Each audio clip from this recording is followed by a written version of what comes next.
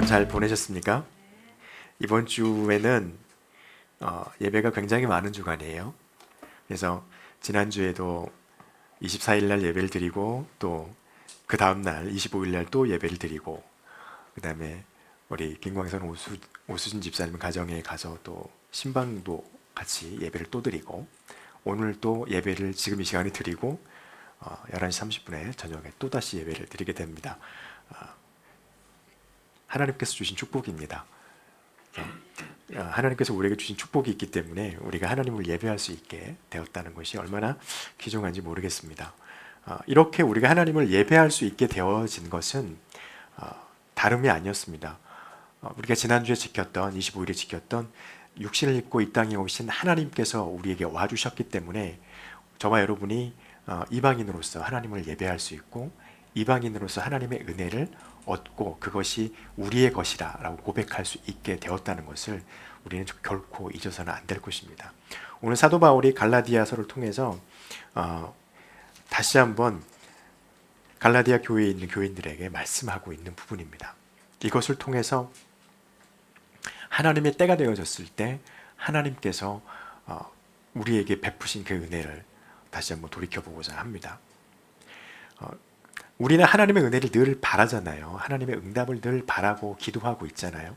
그런데 그때 변치 않고 지금까지 우리에게 적용되어진 하나님의 원칙이라고 하기에는 조금 원칙이란 말을 갖다 붙이기는 좀 어렵긴 하지만 하나님의 원칙처럼 그렇게 되어지는 것 같아요. 뭐냐면 기다림이라고 하는 것이 우리에게 늘 존재하게 된다는 것입니다. 어떤 건가요? 하나님의 시간입니다. 오늘 4절 말씀에 보니까 때가 참에라고 말씀을 하고 있습니다. 때가 참에 무슨 일이 벌어졌나요? 하나님이 그 아들을 우리에게 보내셨어요. 2000년 전에. 구약에 살았던 우리의 믿음의 선조들은 수백 년, 수천 년을 기다렸습니다. 우리가 잘 알고 있는 이사야라든지 예레미야라든지 아니면 아모스라든지 수많은 이름만 되면 알고 있는 그런 선지자들도 자기들도 하나님의 말씀을 선포하면서 보라 하나님의 어린 양이 그 어깨에는 정사를 메고 그 어깨에는 우리의 과오를 짊어지고 그가 걸어가리라 선포하면서도 그게 무슨 말인지 이해할 수 없었던 그 말씀을 하나님의 말씀을 선포하면서도 그들이 기다렸어요. 그런데 그들의 생애에는 하나님의 그 때가 오지 않았습니다. 언제 왔습니까? 하나님의 때가 찼을 때 예수 그리스도께서 육신을 입고 우리 가운데 오셨다고 하는 것입니다.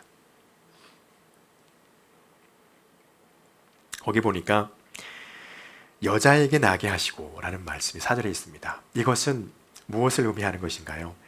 우리와 같은 분으로 오셨다라고 하는 것을 한 번 더 사도 바울이 말씀하고 있는 것입니다.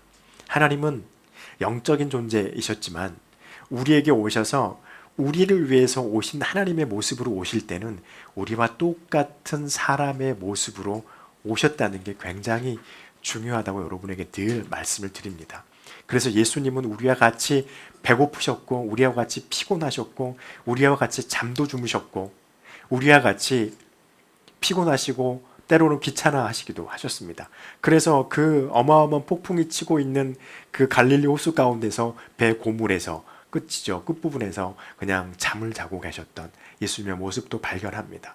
저녁이 되면 늘 한가한 곳으로 가셔서 제자들과 따로 가셔서 제자들을 다시 가르치시고 그리고 주님을 기도하셨던 그 모습 너무나 똑같지요. 배가 고파서 사람들이 밥을 먹지 못했을 때 너희들이 그들에게 먹을 것을 주어라. 우리나라는 보리떡 5덩이와 물고기 2마리로 어마어마한 사람들 같이 먹이고 주님도 함께 드셨던 것을 우리는 볼 수 있습니다. 그러면서 주님은 우리와 함께 하셨고 우리가 만날 수 있고 만질 수 있는 하나님으로 우리 가운데 와 주셨습니다. 그리고 그분이 그것으로 끝난 것이 아니라 그렇게 함으로 인해서 하나님의 역사를 이루어 가셨어요. 그러나 다만 성경은 우리에게 말씀하고 있습니다. 우리가 어머니의 그 자궁 안에서 생명이 잉태하는 방식과는 다른 방식으로 하나님 예수 그리스도께서는 잉태되셨다라고 누가복음 또 마태복음 통해서 볼 수 있죠. 성령이 너에게 임하시면 그 성령으로 그 생명이 너에게 잉태되리라. 가브리엘이 마리아에게 말씀하셨잖아요. 그렇게 오셨습니다. 또한 이렇게 우리와 같은 육신을 입고 여성의 몸에서 태어나셔서 자라시고 또 그러니까 태어나게 되어지고 계속해서 우리의 모습과 똑같은 모습으로 자랐던 것은요, 하나님이 주신 율법에 대한 책임 때문입니다. 율법은 어떤 것인가요? 하나님의 말씀입니다. 율법이 알려주고 있는 것은 세상의 신은 오직 한 분, 여호와 야훼뿐이다. 그리고 너희 인간은 그 야훼를 섬겨야 하는 것이 하나님께서 인간에게 주신 명령이었습니다. 그것을 깨닫게 하는 것입니다. 그리고 그렇게 하나님을 섬기고 있는 자들은 옆에 있는 너의 형제들과 함께 이러한 모습으로 살아라 라고 말씀해 주시고 있는 것이 율법입니다. 그런데 그 율법을 지키려고 하다 보니 지킬 수 있는 율법이 단 하나도 우리에게 존재하지 않는 겁니다. 지킬 수 있는 율법이 없는 거예요. 그 율법을 보고 있으면 마음이 아픕니다. 그래서 율법을 지키려고 선조들이 많은 노력을 했고, 특히 유대인들은 그 율법을 풀어서 미드라시라고 하는 어떤 행동 강령과 같은 것을 만들어 놨지만 그것조차도 지키기가 너무 어려웠던 것이죠. 그런데 그것을 인간이 해결할 수 있는 방법이 없었어요. 왜냐하면 인간은 이미 타락해버린 존재였기 때문입니다. 그래서 온전한 하나님의 말씀을 지켜낼 수가 없었습니다. 오늘이라고 별게 있나요? 오늘 현대를 살아가는 우리라고 별게 있나요? 우리도 하나님의 말씀을 온전히 지키지 못합니다. 그래서 하나님께서 육신을 입고 우리 가운데 오셨습니다. 그 율법을 온전히 지킬 수 있도록 해주시기 위해서입니다. 이 모든 것이요, 하나님께서 정해놓으신 그 시간과 그때에 이루어졌다라고 하는 것을 바울은 다시 한번 우리에게 말씀합니다. 그리고 이것을 통해서 하나님께서 우리에게 주신 게 있습니다. 속량입니다. 아까 말씀드렸잖아요. 율법은 우리로 하여금 우리가 어떤 존재인지를 알게 합니다. 사람들은 가끔 그렇게 말하는 사람들이 있습니다. 나는 착하고 선하게 살고 있으니까, 나는 법이 없어도 살 수 있는 사람이니까 이렇게 말을 해요. 그러나 그것은 하나님 앞에서 아무런 필요가 없습니다. 왜냐하면 우리는 하나님의 말씀을 지킬 수 없기 때문입니다. 그것을 깨닫게 하는 것이 율법이에요. 그래서 오늘 4장 1절에서도 그렇게 말합니다. 유업을 이을 자가 모든 것의 주인이나 어렸을 동안에는 종과 다름이 없어서 아버지가 정한 때까지 후견인과 청지기 아래에 있다. 2절 말씀에 이렇게 말하죠. 후견인과 청지기 아래에 있다. 옛날 우리가 봤던 개역성경, 개정개역성경 말고 개역성경에는 몽학선생이라고 번역을 했어요. 몽학선생은 어떤 겁니까? 주인의 아들이 주인이 자신의 아들을 가르칠 수 있는 사람을 옆에 한 사람 붙여둡니다. 그래서 그 사람으로 하여금 자기 아들을 가르치고 또 글도 가르치고 법도 가르치고 또 세상의 어떤 그런 그 교제하는 방식도 가르쳐서 이 아이가 충분히 나중에 성인이 됐을 때 혼자서 충분히 이 모든 것들을 할 수 있는 그런 능력이 길러질 때까지 옆에 선생님을 하나 붙여요. 자기 집에서 가장 지혜 있고 나이 많은 종을 붙여줍니다. 그러면서 그 주인을 계속 따라다니면서 그 어린 주인이 이렇게 저렇게 할 수 있도록 계속 가르쳐요. 마치 우리나라 조선시대 때 세자가 생기면 그 세자 옆에 많은 스승이 붙듯이 여기도 그렇게 했다는 것입니다. 그래서 나중에 그 어린 주인이 다 자라면 이제 더 이상 몽학 선생의 필요가 없는 것이죠. 왜냐하면 성인이 됐으니까. 그래서 보통 14세에서 한 19세 정도가 되면 이제 성년이라고 생각을 하고 몽학 선생이라고 하는 것들이 떨어져 나오는데, 마치 율법은 바로 이런 후견인과 같은 모습, 몽학 선생과 같은 모습으로 저와 여러분에게 있다는 것입니다. 14세, 19세가 아니고요. 언제까지냐면 우리의 믿음이 생길 때까지예요. 우리의 입술이 예수 그리스도를 주인으로 고백하는 그때까지예요. 그때까지 율법은 우리로 하여금 계속해서 우리의 마음을 자극한다는 겁니다. 어떻게 해요? 너가 하나님 앞에서 완벽한 인간이 아니야. 그래서 뭘 깨닫겠냐면요. 그래서 너한테 네가 완벽하지 못한 그것을 완벽한 것으로 만들어 가실 수 있는 누군가가 필요하다는 것을 자꾸 알려줍니다. 아까 여기서 그랬죠. 아버지가 그 정한 때까지 후견인과 청지기 아래 있나니라고 합니다. 그래서 어렸을 때에는 세상의 초등학문 아래 있어서 자기 종이지만 어린 주인이 자기의 종이지만 자기의 종의 말을 따라요. 그게 성장이 되면 이제 그렇지 않으면 되는 것이죠. 여기서 말한 성장은 믿음 안에서 무엇을 말하는 것일까요? 내가 하나님 앞에서 이 율법에 온전한 율법 앞에 있는 내 온전치 못한 우리의 생각과 삶을 구원할 수 있는 그 누군가가 나에게 필요하다고 하는 것을 깨닫기 시작하는 것이 성장한 겁니다. 그래서 나는 누군가를 반드시 믿지 않으면 하나님 앞에서 온전하게 주의 말씀을 지키지 못하는 사람이 되었다라고 하는 것을 깨달았을 때, 그때 우리는요 몽학 선생이 필요 없어요. 그때부터는 예수 그리스도 하나님을 믿고 의지하기 시작하면 되는 것입니다. 이것이 믿음의 성장이에요. 이렇게 우리가 몽학 선생으로부터 깨달아서 우리가 성장해서 이제 성인이 되어져서 하나님을 의지하고 예수 그리스도를 깨닫게 되고 그분을 믿기 시작할 때, 그때 하나님께서 우리에게 주시는 정말 기가 막힌 명분이 있습니다. 그게 뭐냐면 하나님의 아들이라 말씀하신다는 거예요. 5절 말씀에 그렇게 합니다. 율법 아래 있는 자들을 속량하시고 우리로 아들의 명분을 얻게 하려 하십니다.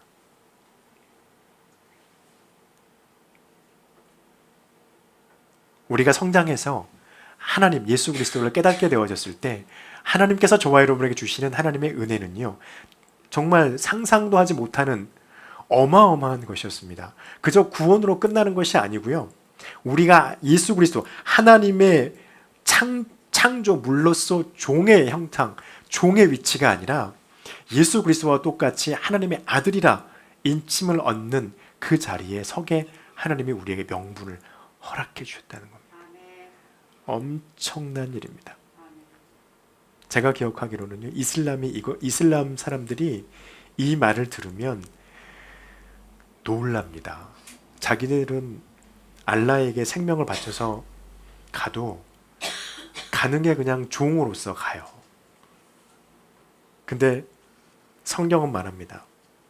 우리가 예수 그리스도를 믿고 하나님의 나라에 들어가면 하나님의 종이 아니라 하나님의 아들로 하나님의 나라에 들어가는 것을 하나님이 우리에게 허락하셨다는 겁니다. 그리고요, 이 모든 것은요 하나님의 영에 의해서 이루어진다고 하는 것입니다. 6절 말씀 보면 이렇게 말합니다. 너희가 아들이므로 하나님이 그 아들의 영을 우리 가운데 보내사, 말씀하시죠. 하나님의 영을 우리 가운데 보내셨어요. 가장 가까이에 두셨어요.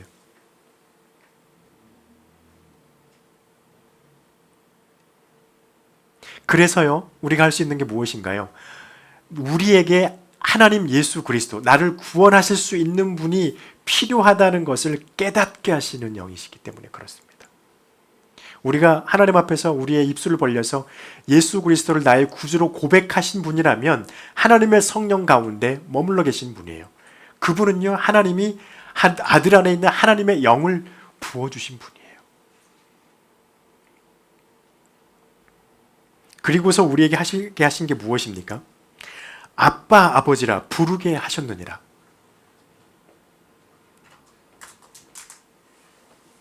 저와 여러분은 너무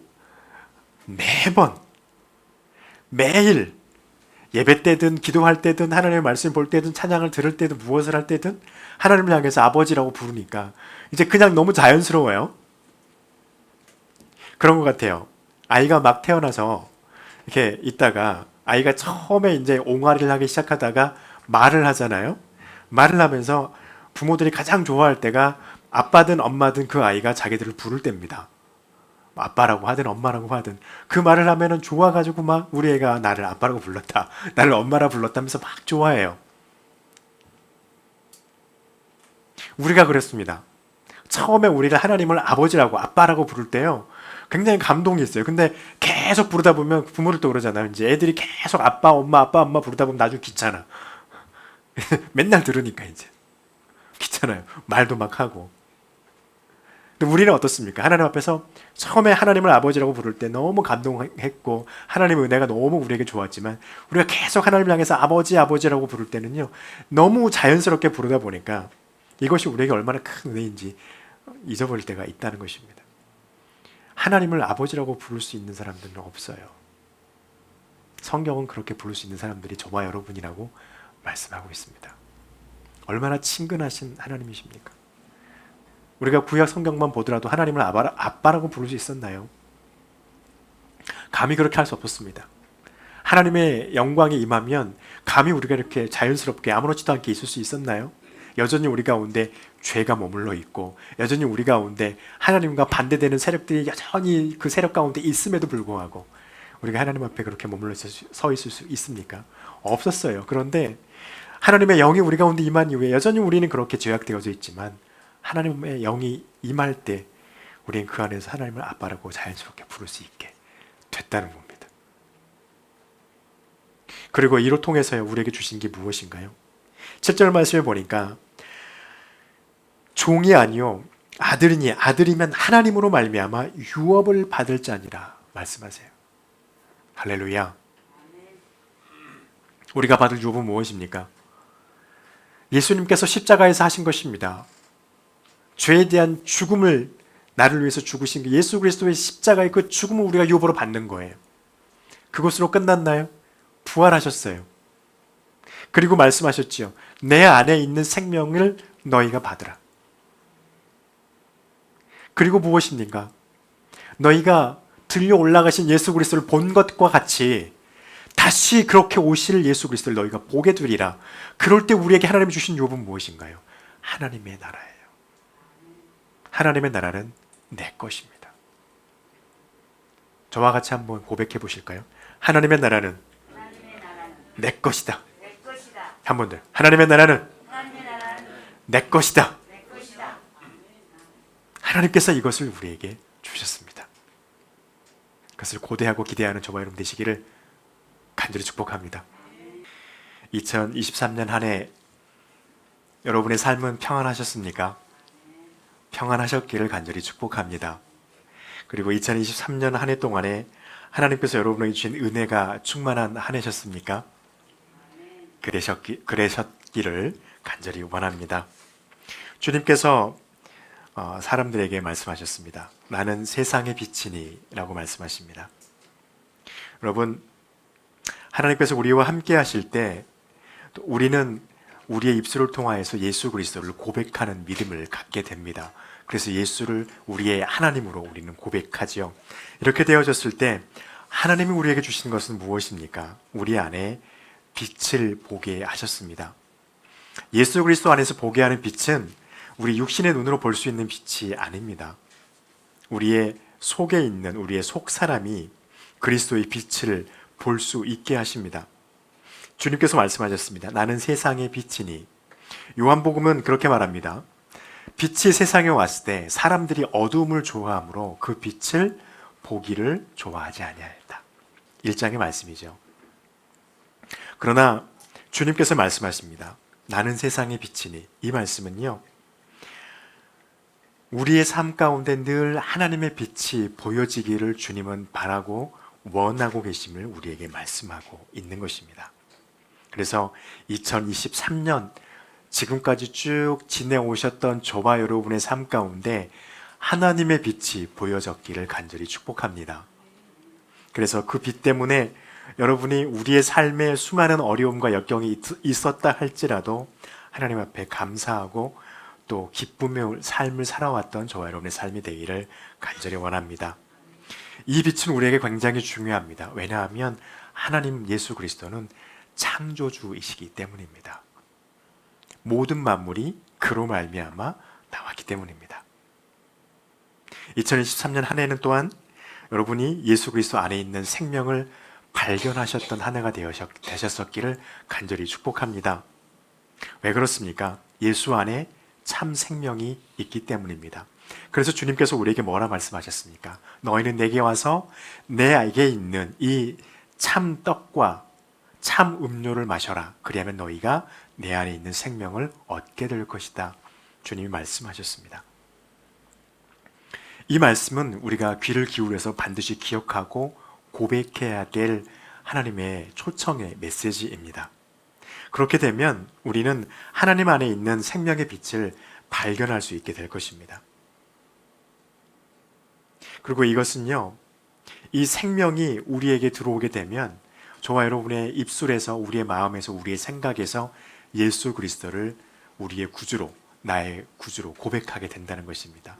주님을 통해서만이 우리가 구원을 얻을 수 있게 됩니다라고 고백하는 축복을 주님께서 우리에게 주신다는 것입니다.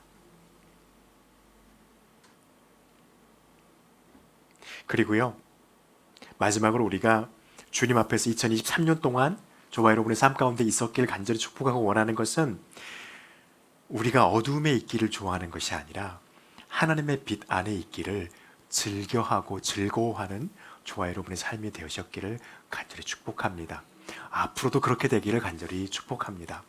왜냐하면요, 이것이 우리의 근본이기 때문입니다. 우리가 주일날에도 같이 어제도, 지난주에도, 어제도, 오늘 예배도 같이 보았지만 우리의 근원은 하나님에게 있습니다. 우리의 영은요, 하나님의 빛이 비춰야 살 수 있습니다. 그래서 하나님께서 말씀하시기를 너희는 내가 너희의 근원이라 주님께서 말씀하셨습니다. 우리의 근원 대신 하나님의 그 빛, 예수 그리스도 안에서 비추어지는 그 빛과 그 생명을 우리가 잃지 않고 그분 안에서 하나님 앞에서 우리가 얻게 될 그 유업을 얻는 영생을 얻는 저와 여러분 되시기를 간절히 축복합니다. 하나님께서 여러분에게 아름다우신 분이십니까? 그러기를 간절히 축복합니다. 시편 8편의 말씀을 읽으면 늘 마음이 훈훈해집니다. 그리고 정말 이 말씀이 여호와 우리 주여 주의 이름이 온 땅에 어찌 그리 아름다운지요. 이 사람은 이 고백을 어떻게 했을까? 이런 신기한 마음이 들기도 합니다. 그리고 하나님의 사랑이 얼마나 큰 것인지를 말씀을 통해서 다시 한번 보게 되어집니다. 여러분 2024년이 되었습니다. 올해도 저와 여러분이 하나님과 동행하는 삶이 되시기를 간절히 축복합니다. 우리 앞뒤적으로 같이 한 번 더 인사할까요? 주님과 동행하는 한 해가 되시기를 원합니다. 네, 주님과 함께 하시는 한 해가 되시기를 간절히 축복합니다. 그래서 저희 교회 이름이 함께하는 교회잖아요. 네, 그래서 어떻게 하면 하나님과 함께 동행할 수 있을까요? 하나님의 권능을 인정하는 사람은 하나님과 동행할 수 있습니다. 먼저 우리가 볼 것은요, 여호와 우리 주여 주의 이름이 온 땅에 어찌 그리 아름다운지요 라고 말씀하면서 6절, 7절, 8절에 있는 말씀이죠. 주의 손가락으로 지으신 이 모든 것이 얼마나 아름다운지 라고 말씀합니다. 그리고 소와 양들과 들짐승들과 공중의 새와 바다의 물고기와 바닷가에 다니는 모든 것들이 얼마나 그렇게 아름다운가 라고 말씀을 합니다. 그리고 말씀하시죠. 3절에서 주의 손가락으로 만드신 이 하늘과 땅들, 그리고 베풀어 두신 별과 달과 저 해가 어찌 그리 아름다운지 모르겠습니다 라고 고백하는 것입니다. 이것을 고백하고 있는 시편의 기자 다윗은요, 창세기를 너무나도 잘 이해하고 있는 것 같습니다. 창세기에서 하나님께서 세상을 창조하시죠. 그리고 성경에는 하루, 이틀, 사흘, 나흘에서 7일 동안 안식하시면서 7일이라고 하는 시간을 보냈지만 현대 믿음을 가지고 있는 과학자들은 이것을 하나의 장과 같은, 막과 같은 것으로 보고 있습니다.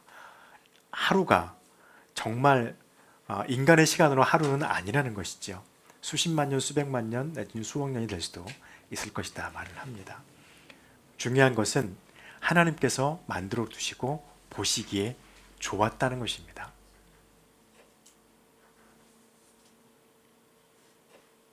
그리고 하나님의 권능을 또 인정할 것은 무엇입니까?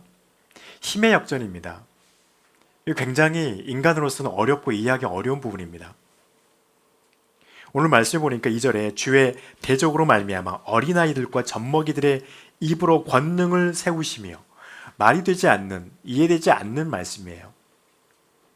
어린아이들이 과연 세상의 권능자들, 세상의 권력자들을 이길 수 있을까요? 그렇지 못합니다. 우리의 상식으로는 그렇습니다. 그리고 아무리 봐도 이성적으로는 될 수 없습니다. 그런데 이성을 뛰어넘는 일이 벌어질 수 있다는 것입니다. 하나님이 함께 하시면 젖먹이들이 세상의 대적자들과 권세자들을 이길 수 있다는 것입니다. 그것은 우리가 어찌할 수 있는 것들이 아닙니다. 하나님의 역사, 우리는 그것을 보통 하나님의 신비라고 말합니다. 일어날 수 없는 일들이 일어날 때가 있습니다. 그것이 또 어떤 아무런 능력이나 힘이 없는 것들이 그 능력이나 힘을 세상에 발휘해서 세상에 큰 영향력을 발휘할 때가 있습니다.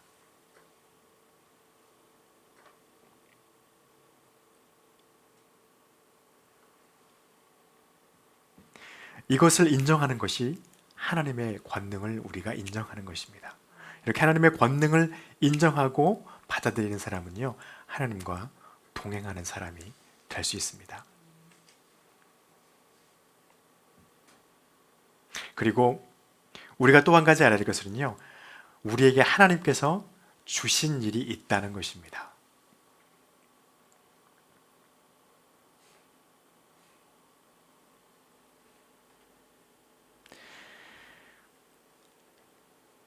사절에 보니까 사람이 무엇이기에 주께서 그를 생각하시며 인자가 무엇이기에 주께서 그를 돌보시나이까 라고 고백하고 있습니다. 인간의 존재는요, 자연 앞에 서면 굉장히 미약한 존재입니다. 올해 굉장히 추웠습니다. 12월 초에, 얼마 전까지요.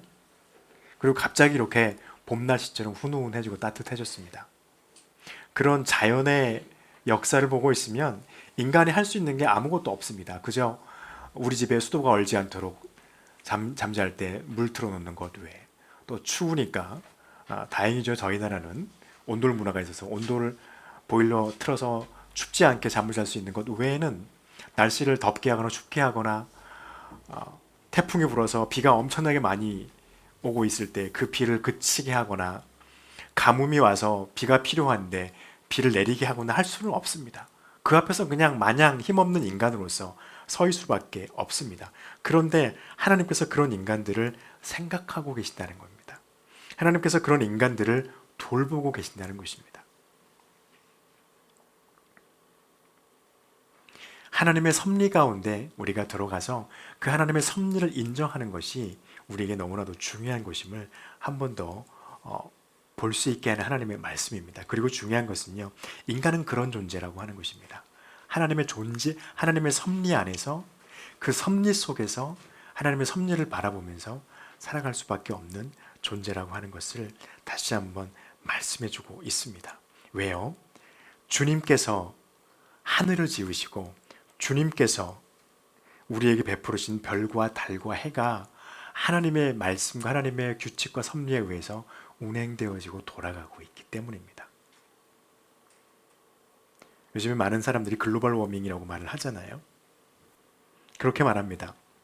한편으로 교회 책임이 굉장히 큽니다. 교회가 창세기 1장을 잘못 해석해버리는 바람에 르네상스 시대 때 엄청난 자연훼손이 일어났고 지금까지 그것이 큰 영향을 미치고 있습니다.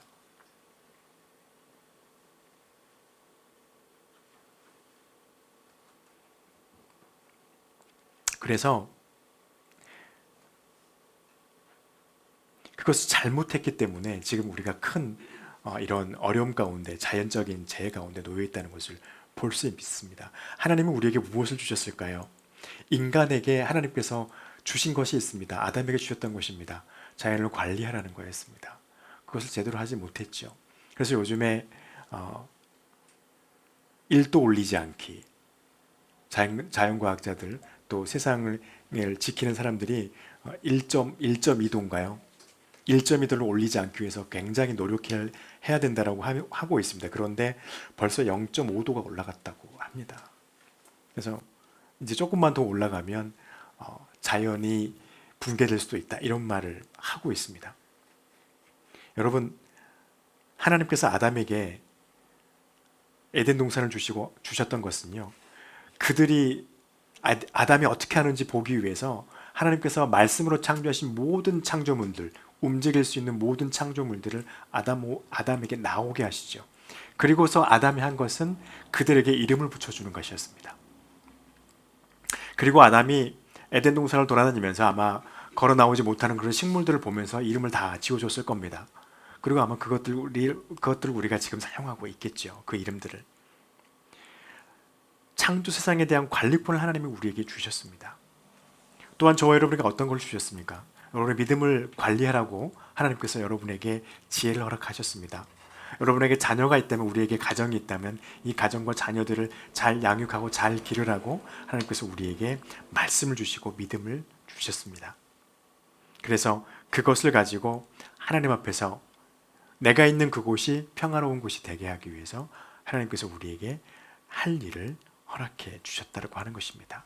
이것을 인지하고 교회 안에서 내가 살아가고 있는 세상의 삶의 내 삶의 자리에서 하나님께서 내게 주신 그 일들을 이루어가는 여러분이 되시길 간절히 축복합니다.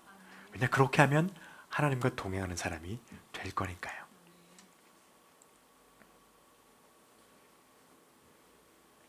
그리고 하나님께서 우리에게 하신 것은 무엇이었습니까? 하나님이 우리가 저지른 과오에 하나님의 사랑으로 덧입혀 주셨다라고 하는 것을 발견하는 것입니다.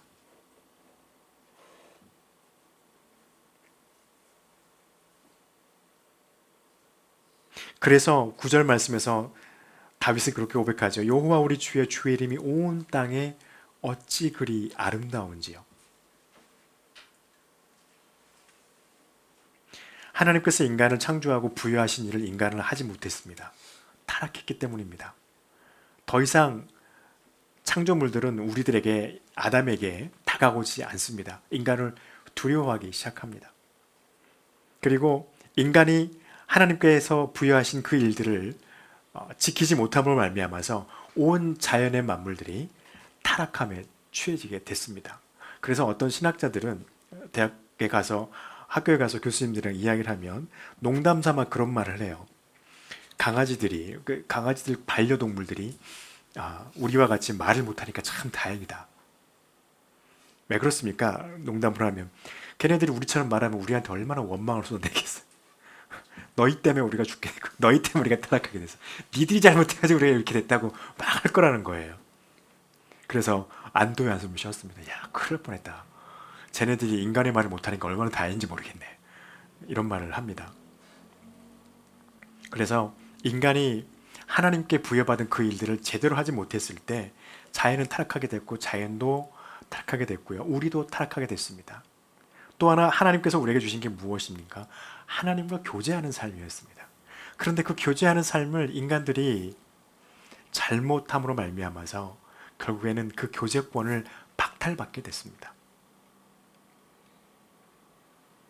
그래서 우리가 하나님을 찾고 하나님을 예배할 때 굉장히 어렵고 힘든 삶을 여전히 지금도 살아갈 수밖에 없게 되었던 것이죠. 그랬던 우리들, 그 모든 하나님의 창조 세계가 멸망으로 치닫고 있을 그때에, 오늘 우리가 예배 때 보았던 말씀입니다. 하나님의 때가 찼을 때 하나님께서 육신을 입고 우리를 위해서 이 땅에 와 주셨다고 하는 것입니다. 그리고 그 오신 하나님 예수 그리스도를 믿고 고백하고 그 분에게 나오는 모든 사람에게는 하나님께서 주신 것이었습니다. 하나님의 자녀가 되는 특권을 우리에게 허락해 주셨습니다. 그리고 그 안에 있는 모든 것, 십자가에 죽으신 나를 위해서 대속하신 그 죽음의 효력, 그리고 예수 그리스도 안에 있는 참 떡과 참 생명의 피를 우리가 먹고 마심으로 말미암아서 얻게 되는, 하나님께서 우리에게 주시는 하나님의 참 생명을 얻을 수 있는 자격을 허락해 주셨습니다. 뿐이었습니까? 그로 인해서 주님이 이 땅에 다시 오실 그때에, 하나님의 심판대가 이루어질 그때 하나님이 우리에게 주신 것은요, 하나님의 나라를 유업으로 얻을 자격을 우리에게 주셨다는 것입니다. 여러분, 이것을 늘 믿고 고백하는 사람, 세상에서 어떠한 상황과 역경이 우리에게 와서 우리의 믿음의 고백을 포기하라고 우리에게 억압하며 강요할 때도 이 믿음의 고백을 포기하지 않고 하나님의 사랑을 고백하는 그 사람은 하나님 앞에서 하나님과 동행하는 삶을 사는 하나님의 자녀인 것입니다. 저와 여러분이 2024년 한 해에도 이러한 하나님과 동행하는 자로서의 삶을, 예수 그리스도의 제자로서의 삶을 살아가는 저와 여러분이 되시기를 간절히 축복합니다.